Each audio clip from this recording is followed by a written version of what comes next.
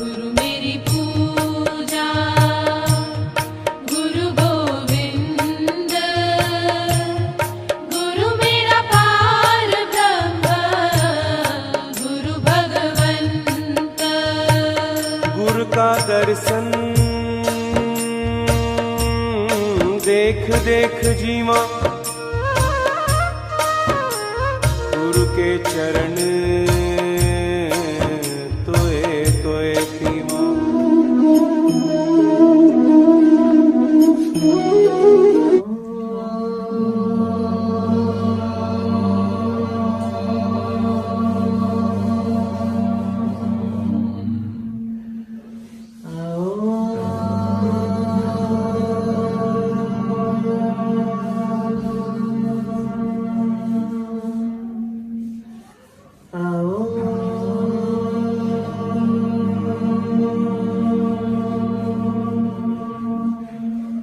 యోగిరామ తపోవనం ఏమ్మా, అది అన్నారెడ్డిపాలెం అని గురువుగారు యోగి రామయ్య గారని, వారు రమణ మహర్షి యొక్క భక్తులు యోగి రామయ్య గారు. ఆ యోగి రామయ్య గారు మా గురువు గారికి గురువు గారు. యోగి రామయ్య గారు పరంపదించిన తర్వాత గురువు గారు ఆ స్థలాన్ని తీసుకుని ఆ సమాధి దగ్గర, రామయ్య గారి సమాధి దగ్గర ధ్యాన మందిరం కట్టించారు. ఆ సమాధి కూడా ఆ ధ్యాన మందిరంలోనే ఉంటుంది. మహనీయులు జీవించి ఉన్నప్పటికన్నా, దేహంతో ఉన్నప్పటికన్నా వారి యొక్క సమాధి దగ్గర ఎక్కువ పవర్ ఉంటుంది అని అంటారు మహాత్ములందరూ కూడా. ఈ జనవరికి 24 సంవత్సరాలు అయింది కరెక్టే. 12 ఏళ్ళ కుంభమేళా కాకుండా అంతకుముందు కుంభమేళాలోని మహాత్ములను చూడడం ఆసక్తి ఉంది నాకు చాలా. కుంభమేళాలో అయితే ఎక్కువ మంది కనిపిస్తారు అని ఎవరో చెప్తే విని కుంభమేళాకి ఫస్ట్ టైం ఏమో వెళ్ళాను. నాతో పాటు ఇంకా 3-4 వచ్చారు. అలాగే ఎక్కడ ఏ ఆశ్రమానికి వెళ్ళినా మహాత్ములు ఎవరు ఉంటే వాళ్ళకి దక్షిణ ఇచ్చి నమస్కారం చేసుకునేవాళ్ళం. ఎవరిని చూసినా ఆనందమే అనిపించేది. అప్పుడు ఏమ్మా ఇందులో ఎవరు గొప్పవాళ్ళు అనే మైండ్ ఏమీ లేదు. ఏమ్మా ఎవరిని చూసినా ఆనందమే అనిపించేది. అలాగే మార్కండేయ స్వామివారు అని, ఆయన కూడా నెల్లూరు జిల్లా ఆయన స్వామివారు, ఆయన కూడా అని ఆ స్వామీజీని అడిగాను, ఇక్కడ ఎవరైనా మంచి మహాత్ములు ఉంటే బాగా సాధన చేసే మహనీయులు ఉంటే మాకు చెప్పండి అని తెలుగు వచ్చింది కాబట్టి వారిని అడగడం జరిగిందమ్మా. అడిగితే వెంటనే ఉన్నారమ్మా, ఒక మహాయోగి ఉన్నారు పద్మనాభ యోగి అని, వారి దగ్గరికి తీసుకెళ్తానమ్మా అని చెప్పి వారి దగ్గర నుంచి ఇంకొక హాల్లోకి తీసుకెళ్ళారు. అక్కడ చాలామంది ఉన్నారు సంతులు. అందరికీ ఏదో భగవంతుడు ఈ దేహంతో ఎలా ఏమి ఇప్పించాడో దక్షిణిస్తూ స్వామీజీకి కూడా దక్షిణిస్తే నాకు వద్దు, అవసరం లేదు, ఇంకెవరికైనా ఇవ్వమ్మా అని చెప్పారు. ఫస్ట్ మాట స్వామీజీ నోటమ్మట అదే విన్నాను నేను. ఎందుకో చాలా ఆనందం. డబ్బులు కూడా వీరికి ఆసక్తి లేదు, ఏదో చిన్న వస్త్రం ఒంటి మీద ఉండి ఉండనట్టుగా ఉండేది ఆయన ఒంటి మీద.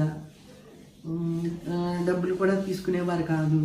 ఇదంతా చూసి ఏంటో తర్వాత ఆయన మాటలు కూడా చక్కగా అమ్మ మనసుకు పట్టేవి.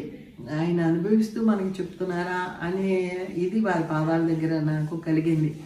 కలిగి స్వామి నాకు నామాన్ని ఇస్తారా అని అడిగాను. అడిగితే ఏంటి అన్నారు, ఆయన ఒకటే మాట అన్నారు, నీకు భగవంతుడికి మధ్యన నేను ఎవరిని చెయ్యి ఓంకారం అన్నారు. ఇదే మాట చెప్పారు ఆయన, చెయ్యి ఓంకారం చెయ్యి, నీకు భగవంతుడికి మధ్యన నేనెవరిని ఓంకారం చెయ్యి అని చెప్పారు. తర్వాత ఓంకారం వారి పరిచయం కాకముందే ఓంకారం కూడా చేసేదాన్ని. తర్వాత వారి పరిచయంలో ఇంకా కొంచెం ఎక్కువగా చేయడం జరిగిందమ్మా. స్వామీజీ పరిచయం అయితే అది ఆ మహాత్ముడి పరిచయం. అంటే నేనుగా ఉండేదానికి ప్రయత్నం చేద్దాం. లాభం ఉంటుందో లేదో కానీ నష్టం మాత్రం లేదు మీకు ఈ వ్యాపారంలో. చేసి చూద్దాం.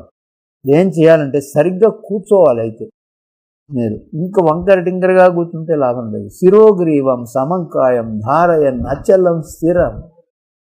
ఒకే ఒక్క నిమిషం చేయాలి మీరు. నేను చెప్పేది ఏం చేయాలంటే ఏం చేయకుండా ఉండడం నేర్చుకోవాలి.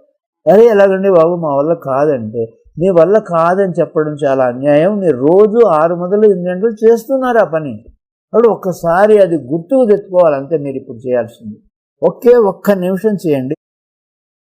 అలవాటే మానవ జీవితం అంతా అలవాట్ల సమూహం. Man is a bundle of habits ఉంటాయి.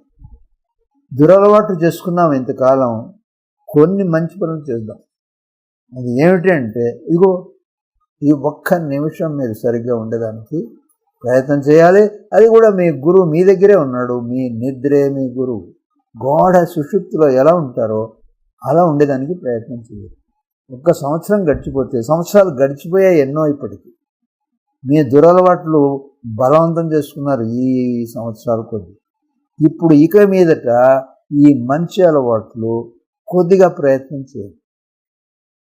ఈ వ్యాపారంలో నష్టాలు ఏమీ లేవు. వచ్చినంత వరకు చచ్చిన వాడి పెళ్ళికి వచ్చినంత లాభం అన్నట్టు జరిగినంత వరకు లాభాలే వస్తాయి ఇందులో. ఈ వ్యాపారం సహజ సమాధిని అభ్యాసం చేస్తున్నారు ద్వారా ఎప్పుడూ ఉండొచ్చు అని రమణ మహర్షి జీవితం అంతా చేసి చూపించాడు. అయితే మా సంసారాలు మీ సంసారాలు నడుపుకోండి వద్దని చెప్పడం ఏంటి? దీన్ని వల్ల మీ సంసారం ఏమి ఆగిపోదు కదా. మీ సంసారాలు చేసుకోండి, మీ ఇడ్లీలు కాఫీలు ఏమి తగ్గించవద్దు, బాగా తినండి తాగండి, కానీ ఇవి మాత్రం వదిలి పెట్టకుండా చేయండి. అంతే మీరు చేయాల్సింది. చేస్తే ఎంత మార్పు వస్తుందో మీకే తెలుస్తుంది. నేను చెప్పనక్కర్లేదు, ఎవరు చెప్పనక్కర్లేదు. మీకే అనుభవపూర్వకంగా తెలుస్తుంది. మీరు మీ సంకల్ప శక్తితో సత్తుచిత్త ఆనంద స్వరూపుగా ఉండగలరు మీరు. ఎందుకంటే అది మీ స్వభావం కాబట్టి, మీ స్వరూపం కాబట్టి. మీరే మిమ్మల్ని దూషించుకుంటున్నారు. ఏది మీరు అది కాదని ఇదని అనుకోవడం ఎంత పాపకార్యమో మీకు తెలియదు. ఇంతకన్నా పాపకార్యం లేదు. ఒక ఆయన వచ్చాడు తిరువన్నామలకు. అప్పుడు శేషాద్రి స్వామి అనే ఒక స్వామి ఉండేవాడు. ఆయన పిచ్చివాడు అనేవాడు, కానీ ఆయన కూడా ఆయన దగ్గరికి పోయట, దండం పెట్టాట. ఒరే నువ్వు బ్రహ్మహత్య చేస్తున్నావురా అన్నట్టు. అంటే వాడు తలగలమాట, నేను బ్రహ్మహత్య చేయడం ఏంటి స్వామి, నేను ఎవరిని ఏమీ చంపలేదు అన్నట్టు. లేదు నాకు తెలుసు నీ సంగతి అన్నట్టు. ఆయన పోయాట, పరిగెత్తాట, రమణ భగవాన్ దగ్గరికి పోయి, బాబా ఏమిటైనా నన్ను ఇలా అంటున్నాడే, నేనేమి బ్రహ్మహత్య ఎక్కడ చేస్తాను? అంతే కదటయ్యా, సచ్చిదానంద పరబ్రహ్మం అక్కడ ఉంటే దాన్ని వదిలిపెట్టి ఈ శరీరం నేను అనుకోవడం ఏమిటి? నేననేది శరీరం అని అనుకోవడం, దాన్ని ఆత్మను హత్య చేయడమే కదా. కాబట్టి ఆ మాట అంటున్నాడు ఆయన. నువ్వు బ్రహ్మం స్వరూపం, నువ్వు సచ్చిదానంద పరబ్రహ్మం అయితే దాన్ని వదిలిపెట్టి నేను శరీరం అంటావే అంటే దాన్ని హత్య చేస్తున్నావు అనమాట నువ్వు అని అంటున్నాడు. ఆ పని చేయబాక, శరీరం నేను కాదని తెలుసుకో అని చెప్తున్నాడు. అంతే ఆయన అని చెప్పట. ఓహో అదే సరేలే బాబు అనుకుని ఊపిరి పీల్చుకున్నట్ట బ్రహ్మహత్యలోంచి బయటపడి. అలాగే నేను ప్రజ్ఞారణ్య స్వామి గారిని అడిగాను, నేను ఆ మహనీయుడికి నేనేమి శిష్యురాలని కాదు కదా, నన్ను ఎందుకు అంతలా ఆశీర్వదిస్తున్నారు అని నాకు మంచి వైబ్రేషన్ ఇచ్చారు ఆ మహాత్ముడు. వారి ఆశీర్వాదం నాకు సంపూర్ణంగా దొరికింది. నాకు ఆయన గురువుగా నేనేమి స్వీకరించలేదు కదా, నేను ఆయన శిష్యురాలని కాదు కదా. అంటే అజ్ఞానంతో మన మనసు ఉన్నప్పుడు ఇటువంటి ఆలోచనలు మనకు వస్తూ ఉంటాయి. అప్పుడు వారు చెప్పారు, స్వామివారు చెప్పారు, మహనీయులు ఎప్పుడు శిష్యులని చూడరు, ఉన్నత హృదయాన్ని వెతుక్కుంటారు అని చెప్పారు. ఎంతో చక్కటి సమాధానం దొరికింది. నిజంగా మనం అందుకునే స్థితిలో మనం ఉంటే ప్రతి మహనీయుడి ఆశీర్వాదం మనం స్వీకరించవచ్చాము.